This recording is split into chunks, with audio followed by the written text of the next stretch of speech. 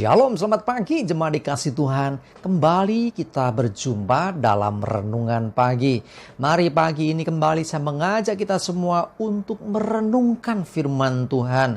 Supaya melalui firman Tuhan, hidup kita dari waktu ke waktu terus akan dibangun, diteguhkan, dan dikuatkan dalam iman dan pengharapan. Karena kita percaya bahwa firman Tuhanlah sumber kekuatan bagi hidup kita. Firman Tuhan juga pedoman bagi langkah hidup kita. Bahkan firman Tuhan juga yang akan menuntun dan menerangi langkah hidup kita.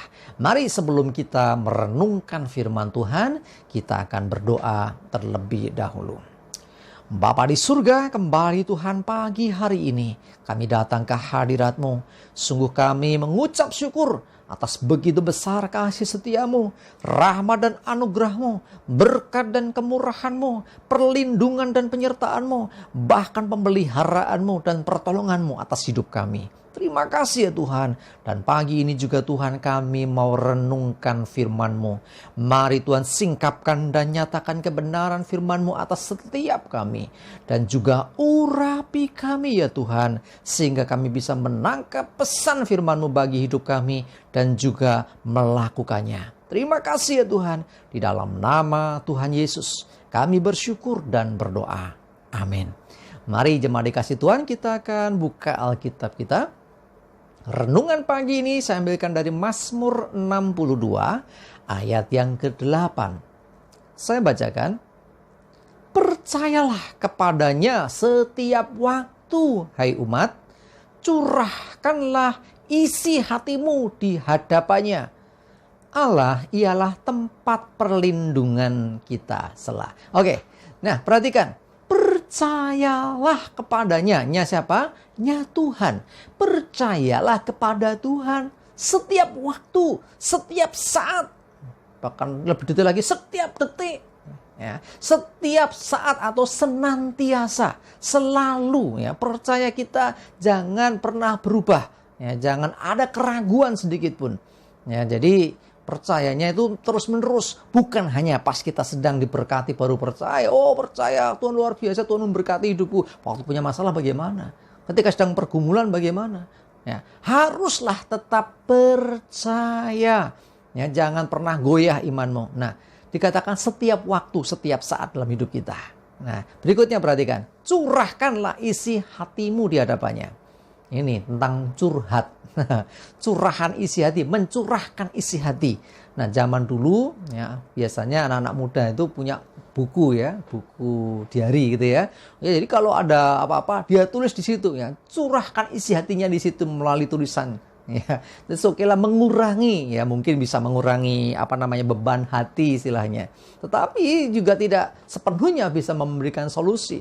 Ya, mungkin bisa curhat dengan teman kalau nggak kebenaran ya, tiwas curhat ternyata dibuka di mana-mana lah, hati-hati ya. Tetapi kalau toh kita ketemu dengan teman yang baik yang mendengarkan curhatan kita, itu pun belum tentu juga bisa menyelesaikan, walaupun juga lumayan lah setidaknya mengurangi beban hati. Tapi zaman sekarang curhatnya melalui media sosial nih, hati-hati ya. Kalau yang suka curhat melalui media sosial, karena seringkali ini kan ditonton orang banyak. Ya, tidak sedikit mungkin yang justru mengolok, membuli, bahkan ada yang mempermalukan kita. Ya, jadi bukan solusi juga. Nah, curahkanlah isi hatimu, yang paling baik adalah di hadapan Tuhan.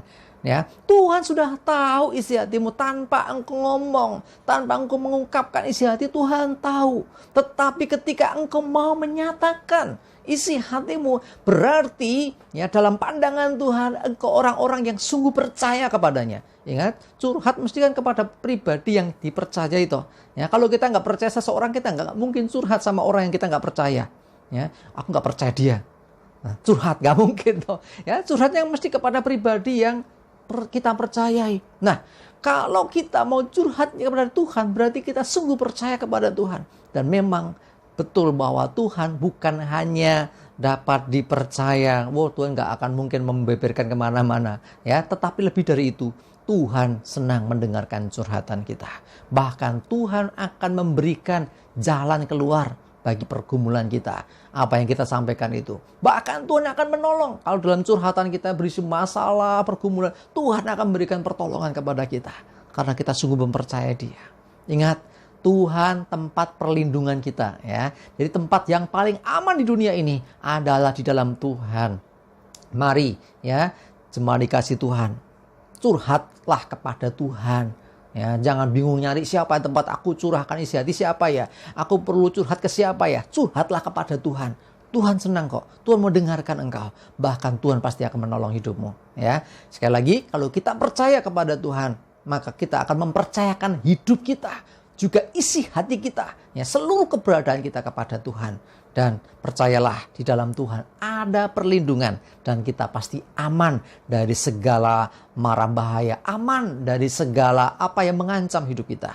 Mari jemaat dikasih Tuhan, mungkin ada di antara saudara yang hari ini dalam pergumulan, aku bingung mau curhat ke siapa, curhatlah kepada Tuhan. Ingat, Tuhan dapat dipercaya, bahkan Tuhan pasti akan menolong hidupmu.